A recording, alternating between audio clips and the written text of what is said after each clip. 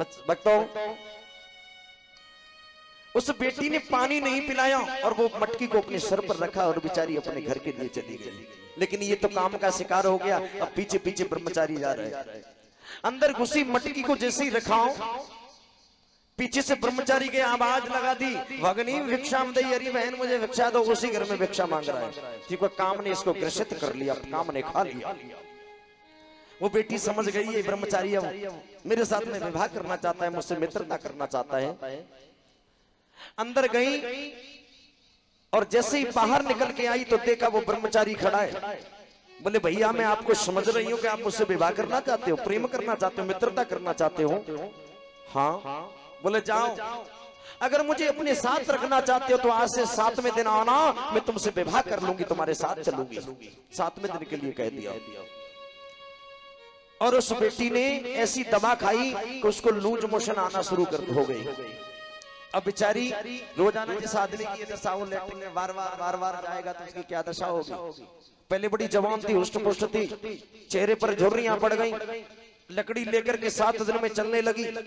7 दिन बाद ये ब्रह्मचारी आया और जैसे ये ब्रह्मचारी आया आवाज लगा दी, भगनी भिक्षाम दे। वही बेटी लाठी लेकर के निकल के आई। ब्रह्मचारी बोला वो बहन कहाँ है जो 7वें दिन मिली थी, 7 दिन पहले मिली थी, वो बड़ी अच्छी थी, सुंदर थी, आप तो बुढ़ी हो गई, आप बड़ी कमजोर हैं। कहने लगे भैया मैं वही बहन हूँ। बोले वो नहीं हो। बोले नहीं नहीं भैया मैं वही बहन हूँ। बोले नहीं नहीं वो नहीं हो। बोले मैं वही बहन हूँ। अच्छा वो बहन को देखना चाहते हो? हाँ। तो अंदर जो गंदगी पड़ी हुई थी, जो लैट्रिन पड़ी हुई थी, वो ले जा करके दिखाई। जिस पर तू मरा हुआ था ना, जिस सुंदरता पे तू मर रहा था, देख ले वो ये लैट्रिन है, ये गंदगी है। सुंदरता जो होती है वो गंदगी हुआ करती है, सुंदरता सिर्फ गंदगी होती है। सज्जनों, भगवान ने हमें स्वरूप दे दिया, हमने भगवान को भुला दिया। हम सुंदरता में इतने लिप्त हो गए, अहंकार हो गया कि मुझसे बड़ा सुंदर इस दुनिया में अब कोई नहीं है, मुझसे ज्यादा सुंदर अब कोई नहीं है। सज्जनों भैया, सुंदरता सिर्फ गंदगी होती है। अब ये धुंधकारी वेश्यागमन कर रहा है, वेश्याओं से मित्रता कर ली। अब जब ये वेश्यागमन कर रहा है, पिताजी जंगल में तपस्या करने चले गए, गोकर्ण महाराज भैया भी जंगल में तपस्या करने चला गया। अब ये धुंधली और धुंधकारी घर में रह रहा है। धुंधली को डंडों से पीटता है, मारता है, और पीटते पीटते सज्जनों एक दिन घर से बाहर निकाल दिया। और जब घर से बाहर निकाला, देखा उन 5 वेश्याओं को अपने घर में बसा लिया, 5 वेश्याओं को अपने घर में ले आया। धुंधली जंगल में गई, कुएं में छलांग लगा दी और अपने शरीर को त्याग दिया, अपने को शरीर को छोड़ दिया, और इसने 5 वेश्याओं को घर में बसा लिया। सज्जनों, जिस मां ने तुम्हें 9 महीने गर्भ में पाला और तुमने एक मित्रता के ऊपर, एक प्रेम का के ऊपर उस मां को घर से बाहर निकाल दिया, तुमने उस मां को घर से बाहर निकाला। सज्जनों, वही स्थिति है धुंधकारी की। धुंधकारी की बड़ी दीनहीन स्थिति है। सज्जनों, वेश्याओं को घर में रखने लगा। पिताजी चले गए, भैया चला गया, मैया मर गई, 5 वेश्याओं को घर में रख रहा है। सज्जनों, देखा जब ये 500 वेश्याओं को घर में रख रहा है, उधर देखा सज्जनों एक दिन सारा धन समाप्त हो गया, धन इस पर नहीं रहा, तो ये चोरी करने लगा। वेश्याओं को पालने के लिए चोरी कर रहा है। और वेश्याओं की जो मित्रता थी वो सिर्फ धन की मित्रता थी। सज्जनों, मन की मित्रता नहीं थी।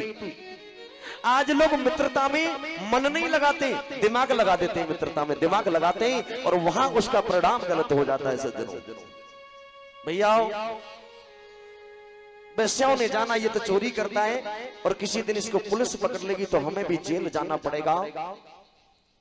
प्रिय भक्तों, एक दिन वेश्याओं ने इसको खाट से बांधा और जलते हुए अंगारे, चूल्हे से अंगारे निकाले, मुंह में ठोस ठोस करके भर दिए, और इतने अंगारे भरे सज्जनों कि देखते देखते इस धुंधकारी का प्राणांत हो गया। धुंधकारी दुनिया से विदा हो गया। धुंधकारी को मार दिया। क्यों मारा? क्यों मारा? क्योंकि सिर्फ सज्जनों शरीर से प्रेम था, उसके पैसे से प्रेम था। धुंधकारी से उन वेश्याओं को कोई प्रेम नहीं था। सज्जनों, अब जब ये धुंधकारी मर गया, इसकी प्रेत आत्मा सबको प्रताड़ित कर रही है, सबको परेशान कर रही है। प्रेत आत्मा इसकी सबको प्रताड़ित करने लगी, सबको परेशान कर रही है। इधर जंगल में गोकर्ण महाराज को पता लगा मेरा भैयाओं को वेश्या ने मार दिया, मेरे भैया को वेश्याओं ने मार दिया। कमंडल उठाया, जैसे गांव के लिए आए तो गांव के लोगों ने बता दिया तुम्हारे भाई की प्रेत आत्मा परेशान कर रही है। गोकर्ण महाराज ने बोध गया में जाकर के पिंड दान किया, अनेकों उपाय करें, लेकिन इसके आत्मा को अभी भी शांति नहीं मिली। गांव वालों को प्रताड़ित करती है, परेशान करती है। जाकर के किसी साधु ने बताया भगवान की कथा को श्रवण कराओ, और जब भगवान की कथा को तुम श्रवण कराओगे तो निश्चित ही तुम्हारे भाई की आत्मा को शांति मिलेगी, आत्मा को शांति मिल जाएगी। आपसे एक मैं निवेदन करूं,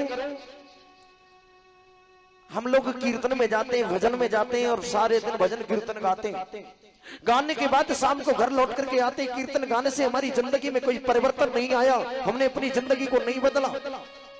कीर्तन हो रहा है तो कीर्तन में चले गए, डीजे पर गाने बज रहे हैं तो गाने में चले गए, कीर्तन हो रहा है तो कीर्तन में ठुमके लगाए, अगर फिल्मी गाने चल रहे हैं तो गाने में ठुमके लगाए। बोलो, यानी जहां जगह वहीं ये नहीं देखा कि मेरी उम्र 60 वर्ष से ऊपर है तो मुझे क्या करना चाहिए क्या नहीं करना चाहिए। माताएं का भजन गाती थी, जिस भजन में राम का नाम न हो उस भजन को गाना ना चाहिए। कोई भी तरह से गाओ पर एक बार मेरे ठाकुर जी का नाम जरूर आ जाए, मेरे गोविंद का नाम जरूर आ जाए सज्जनों।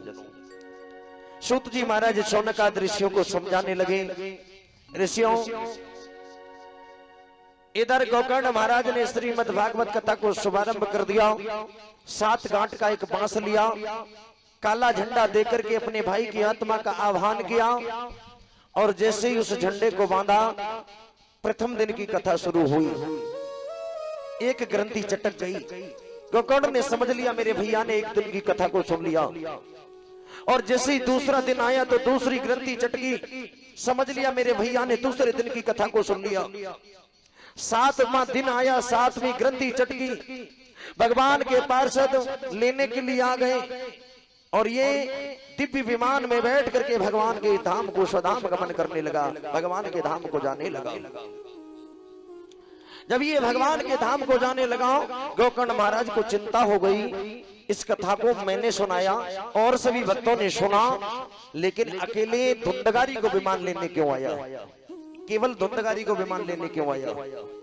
सज्जनों, हम कथा तो सुनते हैं लेकिन कोई ना कोई विषय होता है, उसमें विषय रखता है। कहते मेरे लाला की बुद्धि ठीक है जाए, मैं घर में व्यापार बढ़िया चले, यानी हमारे मन में ये भाव है कि कोई न कोई कारण लेकर के विषय लेकर के हम कथा को सुनते हैं, और विषयातुर होकर के हमें कभी कथा नहीं सुननी चाहिए, विषयों में रहकर के कभी कथा नहीं सुननी चाहिए। एक बात बताओ, तुम्हारा बालक कोई छोटा है, 1-2 महीने का बालक, तो किसी मैया से ये कहता है मम्मी मुझे बुखार आ गया, क्यों? माँ ये जानती है, माँ ये जानती है मेरा छोटा बालक इसको बुखार आ गया, माँ ये जानती है इस पर वस्त्र नहीं है, क्योंकि उसकी माँ है। और हमारी माँ कौन है? कि त्वमेव माता च पिता त्वमेव, और त्वमेव विद्या द्रविणं त्वमेव, त्वमेव सर्वं मम देव देव। अब एक क्या कहा कि त्वमेव माता च पिता त्वमेव, त्वमेव विद्या द्रविणं त्वमेव, त्वमेव सर्वं मम देव देव।